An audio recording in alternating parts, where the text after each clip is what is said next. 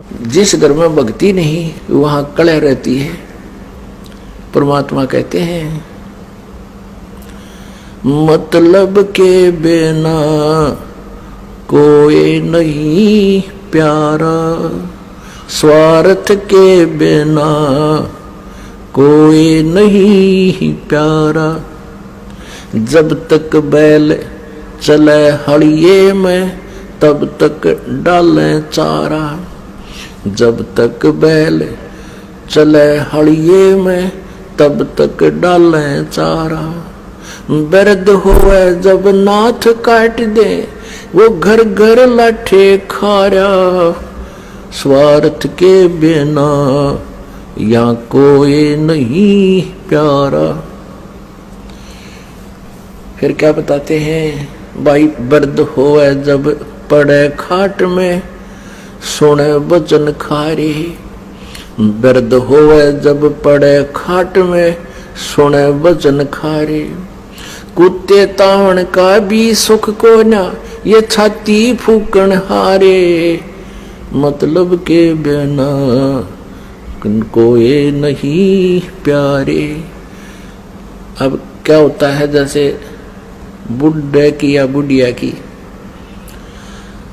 घर कहाँ सीटिंग होती है उसकी, कहाँ गेट के ऊपर है, और वहां कुत्तों की रखवाली करते हैं। कुत्ता कोई घर में ना बढ़ जाए।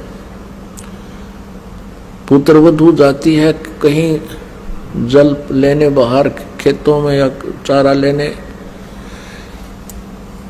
और पीछे तो कुत्ते बढ़ के दूध खराब करके, कोई रोटी खराब करके वह पुत्र वधू आई, भीतर देखा तो उसने देखा कि तो कुत्तों ने सारा काम बिगाड़ रखा है। तो फिर बुढ़िया पे गुस्सा उतरा करे, अब तुमने मेरी छाती फूक दी, मेरा लहू सुखा दिया, तुम्हारा इतना सुख भी को नहीं, तुम कुत्ते ता दो, कुत्तों को हटा दो। कहते कुत्ते ता उनका भी सुख को ना, तुम छाती फूकना रे। अब फिर वो बुढ़ा बुढ़िया रो अकेले, उस पुत्र वधू का तो बोल रहे कोई ना, अगर बोलोगे तो शाम में रोटी भी ना मिले। फिर रोते हैं कि देख हमने इनके लिए कितना किया, के सोची थी बेटे ने ब्याह होंगे, हमने सुख होगा, ये होगा, देख आज इसने छाती फूक दी, मारी कब ऐसे मेरी फूक दी। तो पुण्यात्माओं, ये बेट नेचुरल है, यहाँ रो चाहे को राजी रहो। इस काल ने हमें इस प्रकार परेशान कर रखा है और ऐसे ही रहेंगे। इसके विपरीत जो भक्ति करते हैं, परमात्मा का नाम लेते हैं, इस परमेश्वर की शरण में रह रहे हैं, तो उनकी स्थिति में फर्क पड़ जाएगा। क्योंकि यदि बच्चे भी भक्ति में लग जाए तो फिर तो मिनी सतलोक हो जाएगा आपका घर, ये सत्कर मान लेना। अब जैसे आप वृद्ध होंगे, बच्चे युवा होंगे, इनका विवाह भी होगा, सारे काम होंगे, ठीक है। माता पिता का स्वभाव होता है कि अपने बच्चों को अपने अनुभव अनुसार गाइड जरूर करें, उनको बताओ बेटा ऐसे कर लो, ऐसा कर लो, और वो नहीं मानते हैं कि नहीं पिताजी ऐसा ठीक है, हम ऐसा करते हैं, तो उसको ऑब्जेक्शन करने की जरूरत नहीं चाहिए। बुढ़ा अगर समझदार है तो कहना अवश्य चाहिए, क्योंकि हो सकता है कोई बात ऐसी भी हो जाए बच्चों के ना दिमाग में हो और वह बात सेट हो जाए पिता वाली माता वाली, और वो ऑब्जेक्शन करते कि नहीं ऐसे ही करेंगे, अच्छा बेटा कर लो, अपना माड़ा लेकर और करंट बदल ले, दूसरी तरफ मुंह फेर कर अपना मंत्र शुरू करते। और फिर क्या होगा कि परमात्मा की कृपा से भक्ति करने से पहले तो आपका शरीर ठीक रहेगा बुढ़ापे में, क्योंकि सारी उम्र के किए हुए पुण्य और पाप साथ तो रहते हैं युगों युगों के, तो वो बुढ़ापे में आकर फिर अपना सारा प्रभाव दिखा देते हैं। भगवान की भक्ति से फिर एक न्यारी शक्ति प्राप्त होती है, आत्मा और शरीर को कष्ट रहित भी होता है, और बच्चों के अंदर भी परमात्मा दयालु दया भर देता है, एक विशेष नम्रता आती है। वो डरते हैं मालिक से, कहीं पिता माता की आत्मा ना दुख जा, हमें पाप ना लग जा।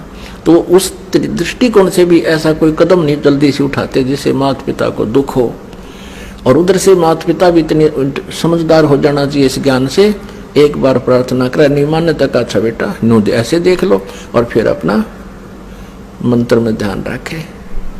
वो पिछले रंडरोने नहीं रोए, मन न्यू करार ना मानते हो फलाना, ये तो बकवादे हैं, ये तो काल का व्यवस्था है। इनको भगवान से दूर रखा है, मन में खरपतवार भरता रहे, इनके खुरापात बढ़े गए, भक्ति ना करेंगे तो इस ज्ञान से वो बात बनेगी। तो ऐसे हम अपने इस जीवन को भी सुखी करेंगे, परमात्मा को भी पाएंगे।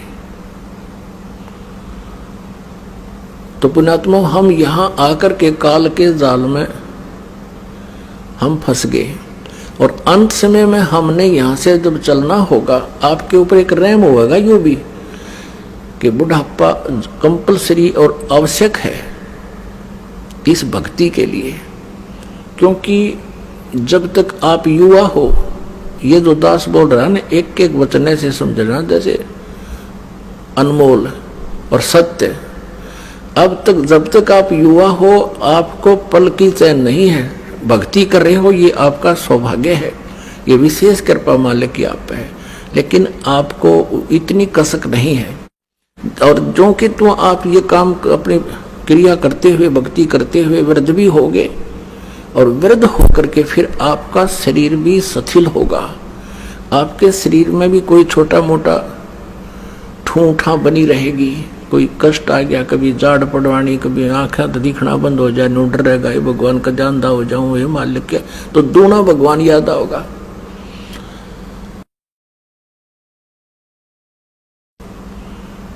ये वचन जो आज दास बोल रहा है, ये उस समय सारे ऐसे हो जाएंगे जैसे रजिस्ट्री कराए पाछा पक्का काम हो जाता है।